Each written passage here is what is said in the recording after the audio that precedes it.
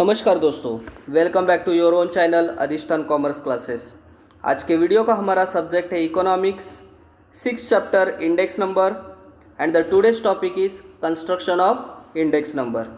तो construction of index number में हमें ये देखना है कि क्या स्टेप्स फॉलो किए जाते हैं अगर एक इंडेक्स नंबर बनाना है तो चलिए फटाफट वीडियो को स्टार्ट करते हैं। वीडियो को शुरू करने से पहले दोस्तों इतना ही कहना चाहूँगा, अगर आपने फर्स्ट टाइम चैनल को विजिट किया है तो प्लीज़ चैनल को सब्सक्राइब करना, साथ में जो बेल आइकन दिया है उसको भी प्रेस करना ताकि आपको रेगुलर अपडेट मिलते रहे।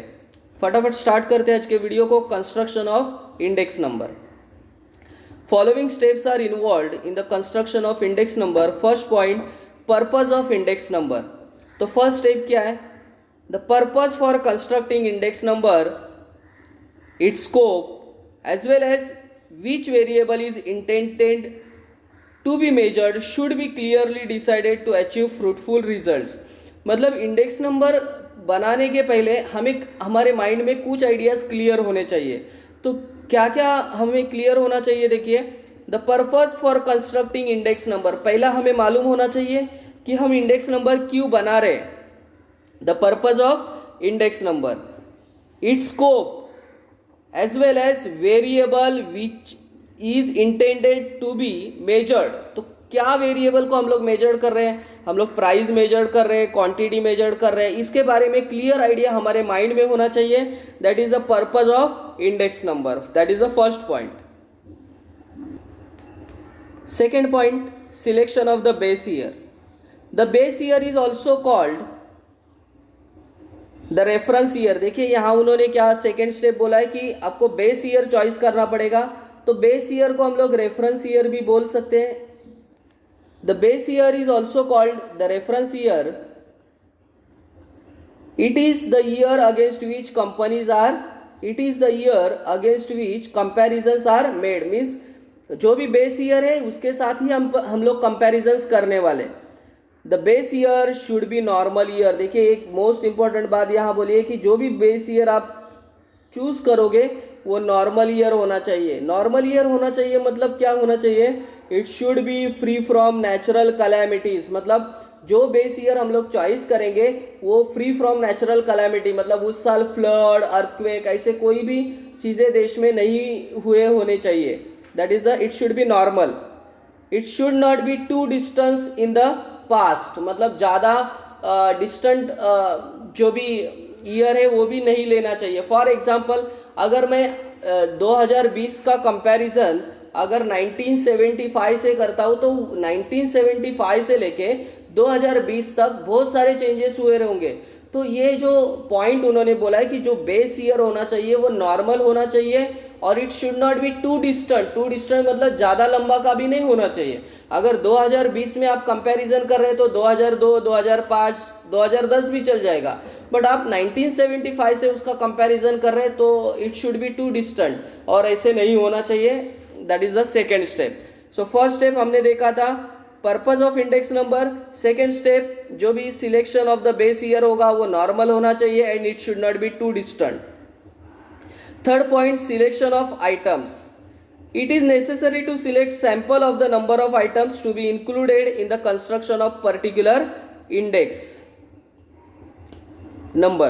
For example, in the construction of price index number, it is impossible to include each and every commodity. The commodity to be selected should represent the taste, habits and customer of the people. देखिए यहाँ point का नाम क्या था वो पहले देखिए।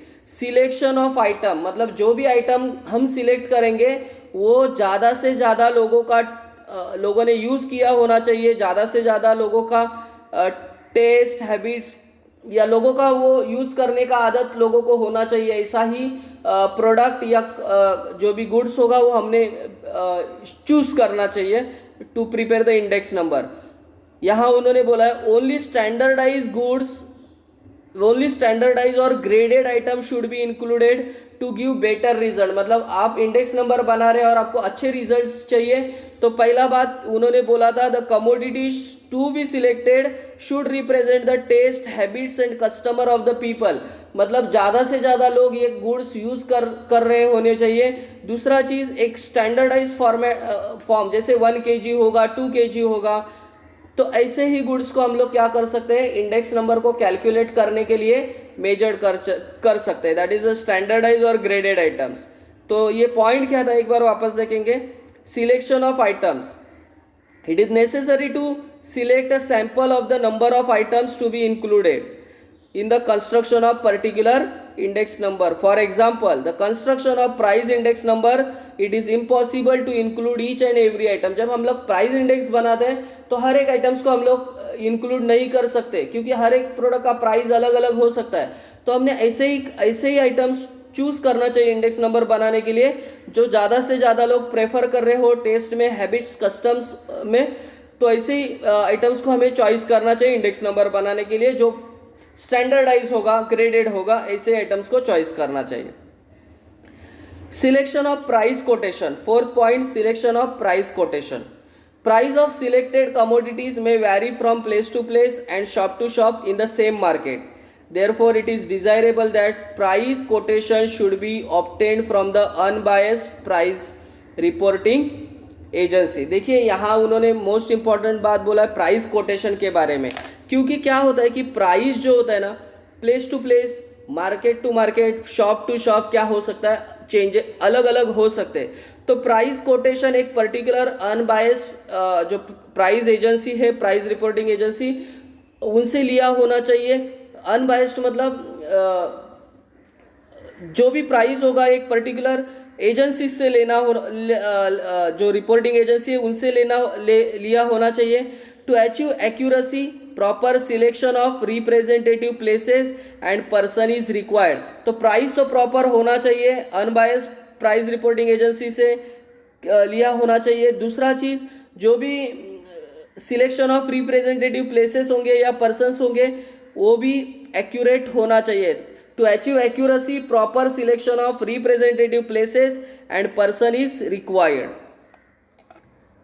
Choice of suitable averages, construction of index number requires choice of suitable averages. Generally, arithmetic mean is used in the construction of index number because it is a simple to compute as compared to other averages. तो यहाँ देखिए उन्होंने क्या बोला है कि जो भी एवरेज, जब हम लोग इंडेक्स नंबर निकालते हैं तो अलग अलग एवरेजेस से हम निकाल सकते हैं। तो इसमें उन्होंने बोला कि जो एवरेज है तो वो कौन सा लेना चाहिए, तो अरिथमेटिक मीन ये एवरेज यूज़ करना चाहिए, क्योंकि ये एवरेज हमें कंपेयर करने में, कैलकुलेट करने में क्या है, ईजी है।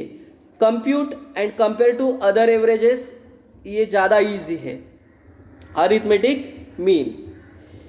Assigning proper weights,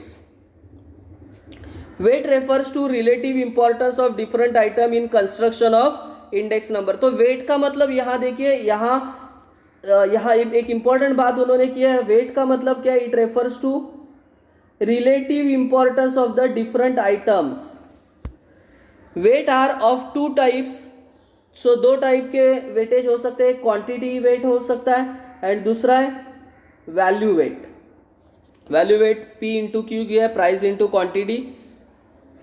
Since all items are not of equal importance, by assigning specific weight, better results can be achieved. So यहाँ उन्होंने बोला कि प्रॉपर वेट, क्योंकि सभी आइटम्स इंपॉर्टेंट नहीं होते तो प्रॉपर वेटेज देना चाहिए हर एक आइटम्स को। तो उन्होंने दो टाइप के वेट्स बोले, पहला वेट जो बोला है वो क्वांटिटी वेट और दूसरा जो वेट बोला है वो value wait.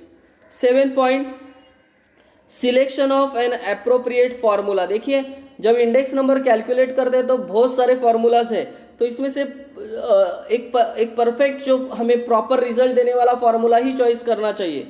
Various formula are devise for the construction of index number. Choice of a suitable formula depend upon the purpose of index number and availability of data.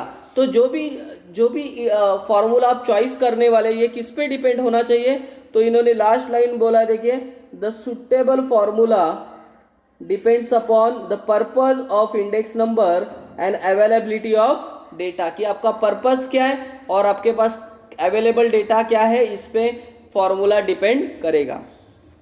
So I hope दोस्तों construction of index number आपको समझा होगा।